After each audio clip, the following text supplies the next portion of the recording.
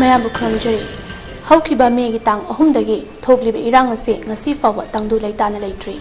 Hiramasigi Matanga, Electivina Akanana Putok Jaba, Voice of the People, Miyamna meeting Taduna Lakli. Nasisu, Voice of the People Gate, Contraga Tarelak Suba Ibishota, Kangabok the Labor, Rice Research Station, the Hangba Relief Game the Jangja from Lauduna Laiba, Mioiga Unajabagi Powder, Miyam Puna meeting Taminasi. Rice Research Station, Kangabok the Ama Aduga, Lamding, Amasung, Kodompok with a high river relief game of Homsi, Koi, Deputy Commissioner Gimi, Makada, Hangi, high river Kemasi, Sinsi Marunda, Hauji, Kangabo Relief Committee, Sinjilang Jaba, Kangabo Relief Kemasi the Ladiba, in Medasi, Apunba, Samaga, Putarama to Haibadi, 171. Koi Tunganba, Makal Kayamagi, Koi Mating, Piratonangasi Pauba, Lady. Hena nungajari badi laidiba image singasi Sursanpur, Shero, Napat, More, Sugunu, Hairiba, Mapam singasi digi laklag laidibani.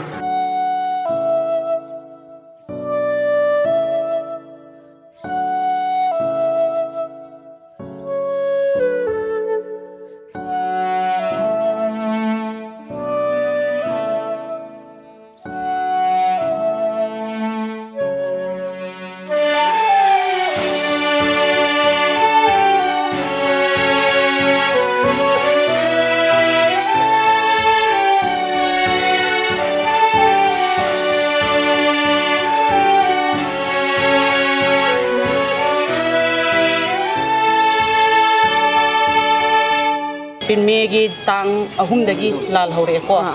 aduga megi tang mari dagi khoi lan chele ai di le horage haiduna ai gi chano pa hanjina le horoka namana hai ai khoi gi yum chakpagumna khoi gi thamoi je kare ima aduna khoi ju moi gi yumdi khoi ju tumna ba tharaga khoi sigar ju ka chukai de nang kari gi damak tano nupa ani suribu ai ma sigar ju amale hori sidi haraga isano pa hanjina sumaina harapa matam sida aina khalle as ai isa noi gi damakta imane hinga kai gi damakta noi na jikano tawduno lan phambu gi sira chu kai subudi kai de adu isa mathamda sibadi yade imam cha akhoi mari akhoi taruk se akhoi manga je punna siminaga dawbani haraga aina isa ji da phone tawba matam de isano pa aina laage tang manga sida chu haidara age hak matam da mana hai ima nang halakanu nang yam lakning bra ima hai ai nei bungo nang na tudale horoga ima thamoi je pubiya de nang lao haba matam da mani ima nang la kanu ai gi leibam tu palai gani habana aina nang ni sa isingna kamai taw ai gi sa ke khan ganu ima adu chopodi land mai pakpa hainduna ima na haibiyo na haide adu ai si thamoi je pubiya dre ya da matam sida ai tang tere tamu haidare serok do ko tang tere sida haidaba matam sida akhoi gi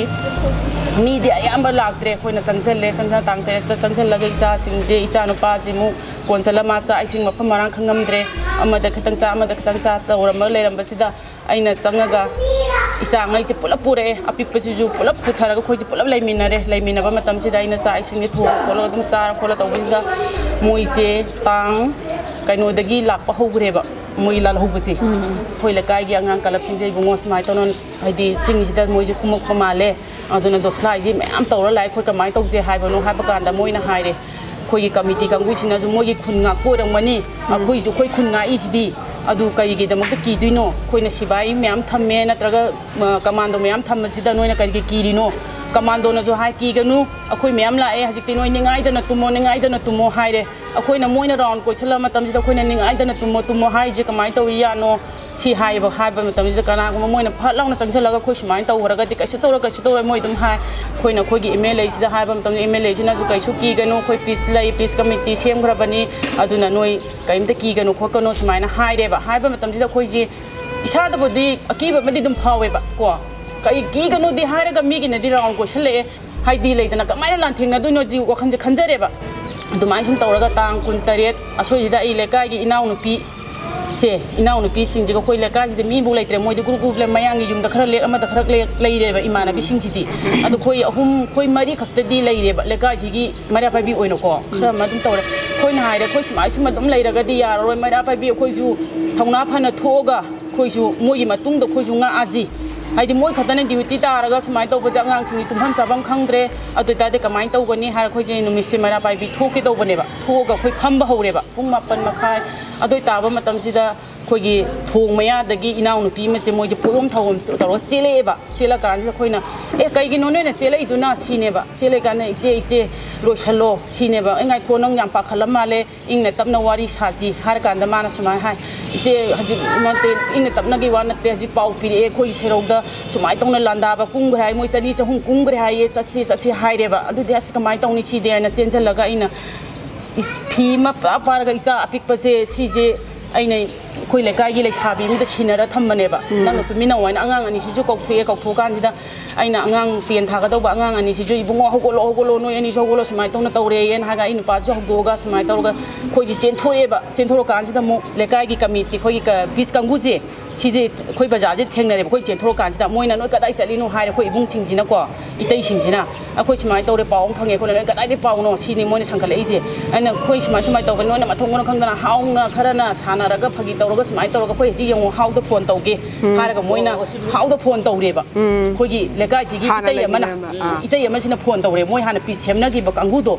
ꯃꯥꯅ ꯑꯩꯈꯣꯏꯒꯤ ꯈꯨꯟꯁꯥꯁꯦ ꯅꯣꯏꯒ ꯑꯩꯈꯣꯏꯒ ꯀꯩ ꯍꯥꯏꯅꯈꯤꯒꯦ ꯁꯨꯃꯥꯏꯅ ꯇꯧꯅ ꯑꯩꯒꯤ ꯈꯨꯟꯁꯥꯁꯦ ꯆꯦꯟꯕ ꯂꯣꯏꯔꯦ ꯑꯩꯈꯣꯏ ꯁꯦꯔꯧꯒꯤ ꯈꯨꯟꯁꯥꯉꯩ ꯂꯣꯏ ꯆꯦꯜꯂꯦ ꯅꯣꯏꯅ ꯂꯥꯟꯗꯥꯔꯛꯀꯅꯦꯅ ꯁꯤꯅꯦꯕ ꯁꯤ ꯍꯥꯏꯔꯛꯑꯦꯕ ꯃꯣꯏꯅ ꯍꯥꯏꯕ ꯁꯤ ꯇꯥꯔꯕ꯭ꯔꯥ ꯍꯥꯏꯀꯣ ꯏꯇꯩꯁꯤꯅ ꯁꯤ ꯇꯥꯔꯕ꯭ꯔꯥ ꯅꯣꯏ ꯍꯥꯏꯁꯦ ꯍꯥꯏꯀꯥꯟꯗ ꯁꯟꯗꯥ ꯆꯝꯖ ꯑꯩ ꯏꯆꯥꯅꯨꯄꯤꯁꯨ ꯃꯈꯥ ꯂꯩꯀꯥꯏ ꯍꯥꯏꯗꯤ ꯁꯦꯔꯧꯒꯤ ꯃꯈꯥ ꯂꯩꯀꯥꯏꯁꯤꯗ ꯃꯌꯨꯝ ꯄꯥꯜꯂꯦꯕ ꯏꯆꯥꯅꯨꯄꯤꯁꯤꯗ ꯏꯕꯦꯝꯃ ꯅꯪ ꯄꯩꯔꯣ ꯅꯨꯡꯗꯨ ꯈꯔ ꯂꯣꯏꯁꯤꯜꯂꯒ ꯁꯨꯃꯥꯏꯅ ꯇꯧꯅ ꯑꯩꯈꯣꯏꯒꯤ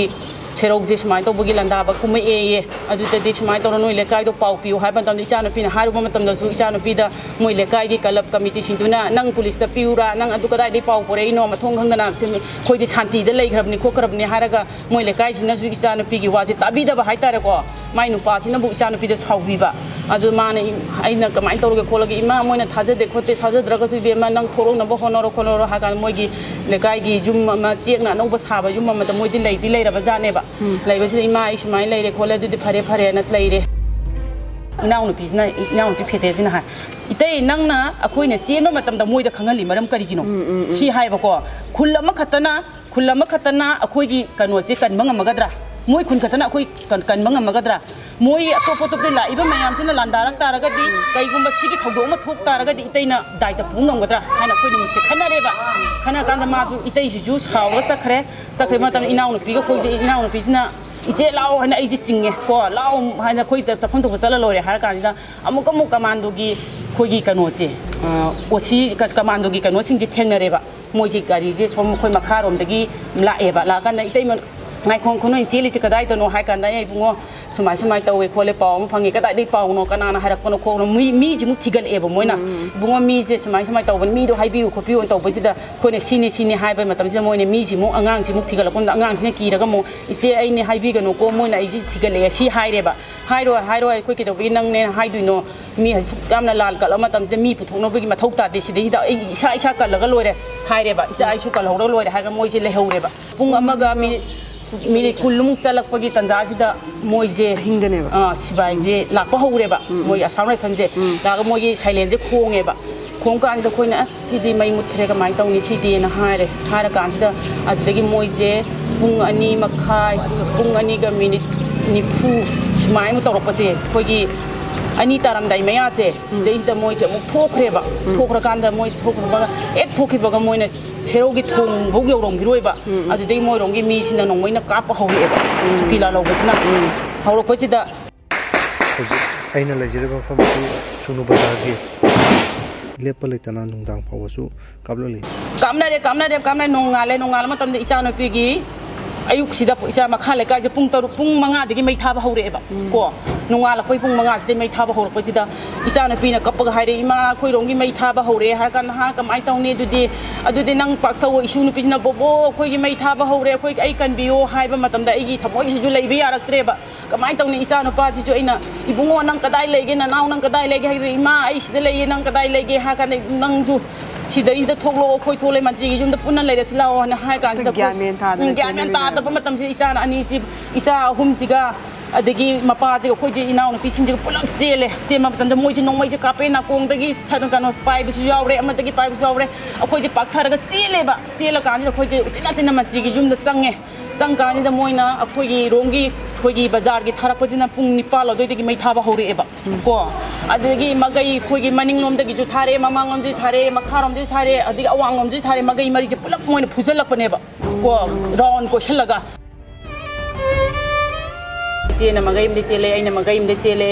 अदो कोई पुलप पुल्ले पुल्लगा इमा सिसु संगे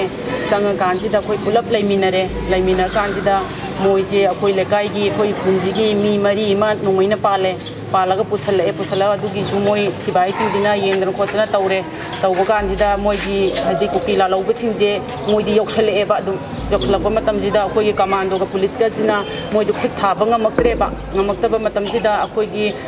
मी अखोई हाइतारे अखोई कनो तौरगा सिबाई को रिटायर ओरगा लेबा अदुगुंबना सु मतिंग पांगबीरेबा पांगगा दुमाय तौर तौबसिदा नकन कनो मोइस अखोई इपासिंग हदि कमांडो सिंजिना अखोई जे कमाय तौनि अखोई मारुजु लोइसलए अदुदुना अखोई जे उपाय लेदो मांद्रे ना मोइस ममिति मपी इरा चेलगा अखोई नोंमै मारु वाले अखोई कमाय तौदो नोइ कनबगी शक्ति जे लेदो मांद्रे ना दुमाय हारपसिदा अखोई मैम से कपे इसा पिपसिजु कपे ममा अखोई सिरनी कमाय तौनि हाइना अखोइना वखन खले मोइजु जोखसलाबना अखोई जे बोम ना मुक्तंग लोइरनी हाइबे वखन जे खलगा अखोइना अखोइगी लेकाइगी नौना अखोई प्रधान लेपइबा बुंगो सिदा अखोइना दाबुंगो कमाय तौदुनो खोतुना कन माना अखोइगी एमएलए सिदा फोन तौरे कमाय तौदुनो खोतुना एमएलए सिना मा अखोई अइ उपाय मा तौरगा इ लाआनी खोलने हाइबे सिदा मा सिगुनुदा मो बन तौसनलेना चंगबा याद्रेना जिरा चंगबा याद्रेना हाइरेबा हारपसिदगी अखोइजे अइगी इचिल इनाउसिंगदा फोन तौबा हौरे अइ इनाउनुपी असिगी कनोसिदा लैबसिदा अइना फोन तौरे बेमा इचे होइदि लोइबा तारे नंग खतंग गाइरे लेहौदौसे हयेंग नंगना नोंग फादोक नापामदा लापा मतमदा कनादा चंगनी हाना इनाउनुपीसिदा अइना कप्पगा फोन तौरे अखोइजे लोइरनि ngasi numisida अखोइदि पुन्ना चखरानि नंग खतै हिंगौबा तारे कोइना असुकि मतिक थवाइ सोकना अखोइना इनाउनुपीसु कप्पे माजु ईश्वरदा खोरमि चे नंग कैसु खनगनु अइ लाइनिंगने अइ ईश्वरदा खोरमगने हाना इसे इनाउनुपीजन सनामेदो खोरमदन खोतना खोतना माजु तौजरे तौजबसिदा अखोइ उचिन्ना जिन्ना अखोइ उपाय लैबाइबो खोइना अखोइगी मीसिंजिना काखलगा एमएलए गी आमा थक्सिदा राउंड कोइरगा मोइना नोंमैसे याम कापे कापगा नकन नकन मोइजु चंगतनबगी उपाय तौरगा मचा अमु येंगनी मोइना मचा अमु येंगनी नोइ कीगनु अखोइ लेदि हारंगनी मचा सिंग मतु मु येंगनी असुगुम पेंदब मयाम सिना अखोइजे मोइ मंगा तरु मोइ 10 मु खतना याम वाना अखोइजे कले हेबा को अदो मोइगी सिबाई सिंगदि नोंमै मरु म कापेबा मोइदि नोंमैसि जुंगगा दम लई हेबा सबलफदो ऑर्डर फंगदेना अखोइ वखन खले अखोइ मोइ मनाक्त लेपे मोइ नोंमैजे अखोइ लाजिरा हेबे वखल म खलेबा खलपनसिदा वासिंगसिना कमांडो सिंजिना अखोइ ngमनबा तौगनी नोइ उफम थुप उपोन अखोइ म्याम उप लेरेबा लेगा चाक कनागुमना अंगांग मचा सिंग चाक पिजबसु यावी एदि खोइदि चाक चारक्तरे चाक चानिंगबजु फाउद्रेबा सिदौ लेरजिबो खोइना चाक चारके दौदौ नोइना खलगा तुमाइ तौरगा चादबिदा सुमाइ तौ थोले दुगी अइगी खोइ खुनगी कनोसिना एमएलए सिना माना गम्बुतो थारागा खोइ पुंगनी अदोइदो होनतोपा हौरे हौरकांदा आइनि इसा नुपा अहुम जे इसे मचाजिगा इगी इसा नुपा अनिजिगा खुद पाइरगा सिंगगा लापा मतमजिदा गेटतगी मुक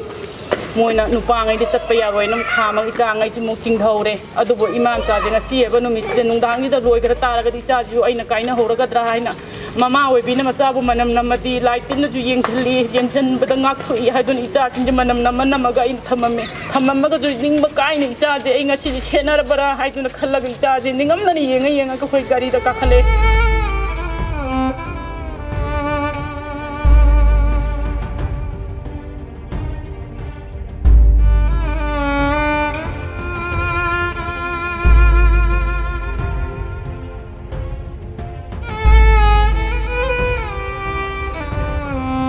एमएलए मयुमसे मोइ कनोगी सेकेंड राउंड लापदा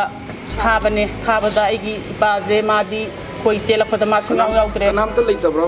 मतमदुदा मोइजे लैतबा मतमदा मोइ खरा लैले अदुदा लैत्रे मोइ फोर्स मोइ 10 मुक्ति लेहौबजे मोइ 10 दुना कैदौरुने मोइ 3 मुक्ति मोइ 10 दु थेंगबदि ngमदबरिना मोइना तोंगाना मफम अमदा थंगरेबा मोइना थेंगनबा ngमोरदो पोटिना अदुना दुमाइ तौरगा मोइना थारमबनेबा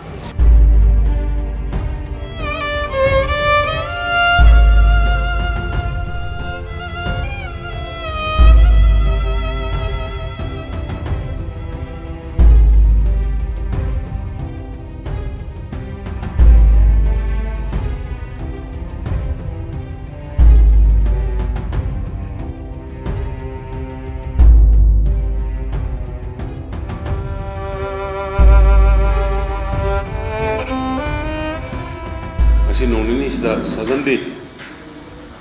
yamna with a proper planning magi intention amagaloina na belly gi ताइनरीब सिंगी साइमल्टेनियसली वैली तारीब मिशन प्रजा सिंगी नोमी कापसलप युमई थारप थोले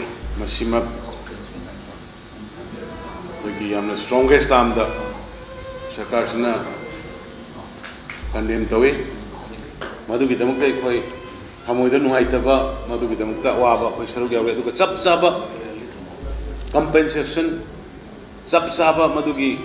मांगी ताकिब पुनमक अखोई मेंखननब होनजगनी हाइदना मणिपुर मियामदा खुरुमजरी तांग कुनग निपानदगी अहिंग तुमदबी अइना लेरिबा लेलांग खंपुपी हारिबा छिदैसिदा अइ मैरा पाइबी थोगा अहिंग तुमदबी लांजेंजराजु अइ लांदे छोकनदबा यादे हाइदुना अइ मैरा पाइबी मरकता याउदुना अइ तुमदबीदा अहिंग लेगा ngasiboksो अइ तुमद्री मैरा पाइबी ngaगा तुमाय तौरगा अइ मैरा पाइबी मरकता चली रेनी केमदा अइखोइगी छेरौगी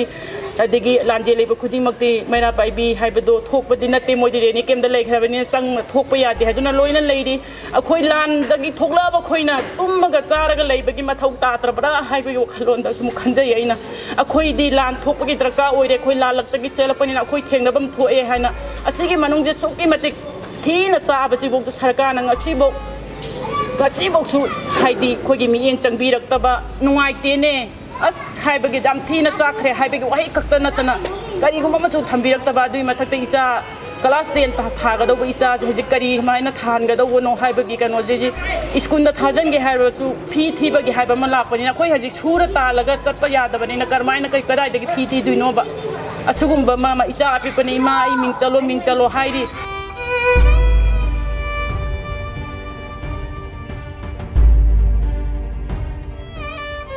अदु सरकारना लेरिजे तोलब तारब सिंजिगी हजि अवाना तारिसिगी मतेंग तौगेना खलिब्रा रेनी केमदा लेरिब खक्की मतेंग तौगेना खलिब्रा सिमजु हंगनिंगे अदगी अखोइना हजि अखोइदि हजि लुपामु थोकपुचु नते आइगी छेरौदुदा सुर ताला लेंगोइ सुजरगा लेब खोइजे हजि मोइना फजरक्तबदि मोइ मसेन जेनरक्पदगी असौ सांग जेनरक्पदि खोइ चम्मबा सुर तालगा चाजरिबा खोइसिदा अवाबा पिबिरे युम्मै थाबिरे मोइना तौबने बसिदि अचौ असांग तौब लंबिनेबा अदुबु मोइना तुमिना लेरगा अखोइबो सुमाइना अवाबा थेंगलगा मोइना येलु पैसादो नंगी सरु याउदे दु तौदे हाबदो अखोइ लौदसु याएबा मोरमददि अदु बोट की मतमददि कचिन कोयादा लेब खुदिमक्ति कौथोगा पैसा पीबा ngamaga सुगुम लांजेलप मतमददि कदाइदा करी लेरिना मागी सरुक थुंगम तोक्तबराइबा ai ngasi मोइगी सरकारगी चेंगमता चाद्रिबा कनागुमना थुंगते कइरो लेकाइदुगी नीरगा इचारेबा इनि केमददि इ मिंग चलीबा अदु मोइना आइगी चाथुंगमदा थुंबिरक्तेबा अदु इचाजु रेनी केमदा इ थमजरीबा अदु असिजे आई वखंददि लैबा लैतबा रेनी केमदा लैबा लैतबा अमदा लैबा लैतबा काचिन कोयादा लैरिबा उपाय लैतदना वाना खांगनरिबा मिसिंगे थिगतपिरगा मतेंग खरा तौबियु हाइदुनाजु सरकारदा आई हाइजरीबा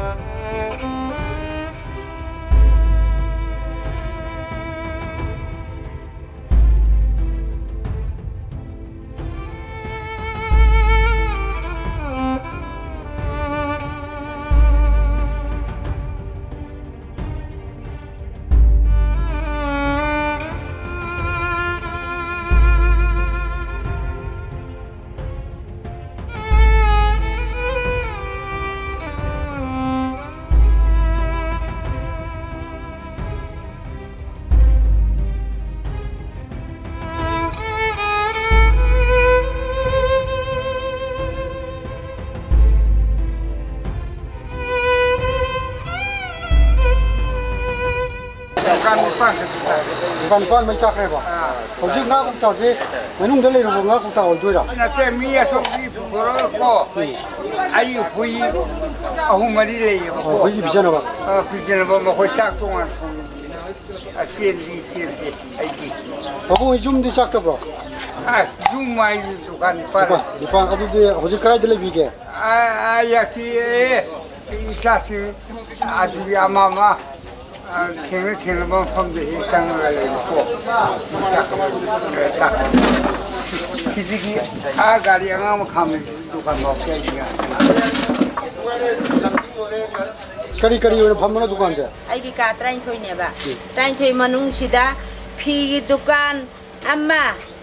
ani phi dukan ani hat adigi jingga nunga yon bagi amma adigi kan pharmacy amma adigi gari pat yon bagi amma ani adigi pharmacy amma adigi aina phamba amma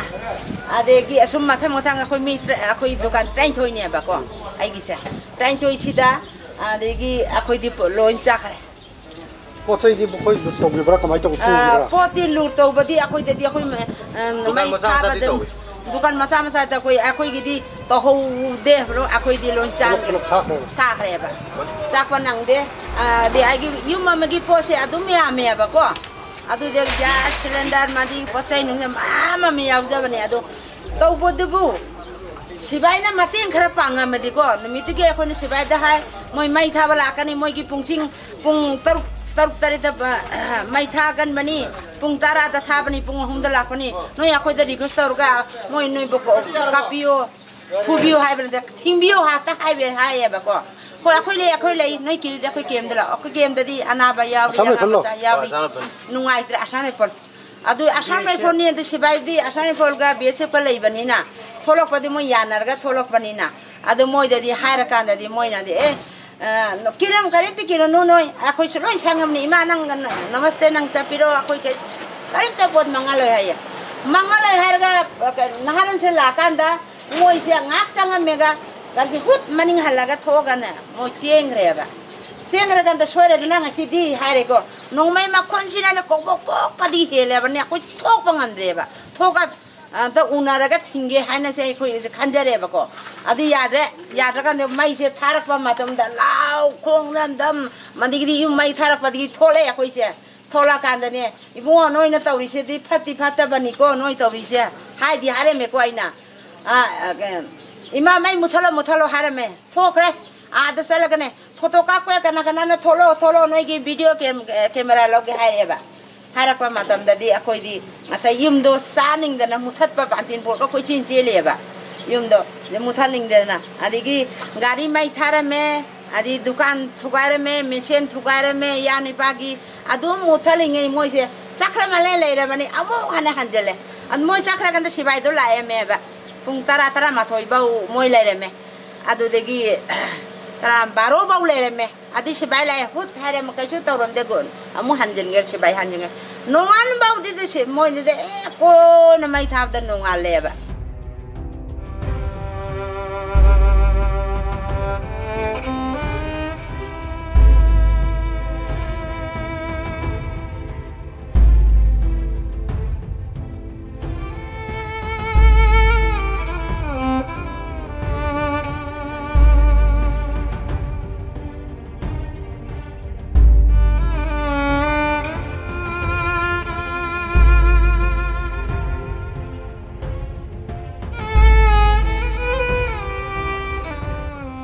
Lairiba Khabo Relief Committee gi dedicated oiraba volunteer singasiga ngasi phawbada lairiba image singasiga akhoi masen amaga coordination leinaduna ngasi phawba akhoi tek da kaidina koi DC sar gi mi makhada relief ke masi chathajarakpani hen nungajari bade Khabo khungang de leibiriba miyamna su hena sauba thaudang amasung daita kaya pibiduna akhoi da lairiba image singasi gi awalapa kaya jingsin bidun lagli हेना मरुदी बदी अखोगी लाइरिबा इनमेसिंग असिगी मसा मसागी income generate तौबा यारनबगी दमकदा खाबोक्त लाइरिबा ओडेस हाइरिबा कोई कौना making production असिना अचौबा थौदांग अमा लौबिदुना अखोई inmate कुन्नम अखोई 20 days की ओइबा कोई ट्रेनिंग प्रोग्राम अमा सथसकी हाइरिबा ट्रेनिंग प्रोग्राम असि कोई सारदिसिना अचौबा थौदांग माकी मियेंग मखादा लाइरिबा इनमेसिंग असि इनकम जनरेट तौहंदबा यादि हाइबगी अचौबा वखलोन गलोरेना पांगथोगलेबसिदा खांगबो खुंगंग दे लेबिरिबा प्रजा सिंगना लेरिबा इनमेट सिंग असिगी मखोगी सेंथोक लंबी ओइरनबा हाइरनबगी होनबदा मसिगी रो मटेरियल हाइबदि कौनाना सिंबा कयामा मतेंग पांगबिदु लाख्री लैरिबा इमेज सिंग असिगी मनुंगदा अखोई याम लेबा फबदि हंदक पांगथोखरिबा फाइदोखरिबा अखोई council of higher secondary education Manipur की परीक्षा दोदा अखोई सेरौदगी नुपा मसा मैराबा जेंद्रेंबम मैतै हाइरबा नुपा मसा सि आर्ट्स स्ट्रीम दा अखोई 10 पोजीशन फगबमा यावी सिगी मथक्ता अखोई नुपी मसा सुशानपुरदगी नुपी मसा मसो अखोई 12 की फर्स्ट डिवीजन जावी हाइरिबा सिंग असि अखोई मागी मफम चाबा सिंगदा अखोई एडमिशन तौनख्रे लोइरना board of secondary education Manipur लाथोखिबा अखोई HSLC की एग्जाम असिदसो अखोई नुपी मसा अनि यावना मरी यावना नुपा मसा नि अखोई माय पालकी इमेजिंग ओइना हाइरिबा इमेजिंग अदुसो नुपा मसा नि दुसो अखोई प्राइवेट इंस्टीट्यूशन सिंगदा अखोई तमनख्रे अदुगा मखा ताना लेमौरिबा नुपी मसा सिंग अदुसो अखोई TG अमसुंग विजन दा अखोई एडमिशन तौख्रे लोइरना मखा ताबा लैरिबा स्कूल सिंगी अखोई खांगबो higher secondary KM blooming English KM blooming higher secondary school लोइरना अखोई वेस्टर्न फाउंडेशन सिंबा खांगबोक्ता लैरिबा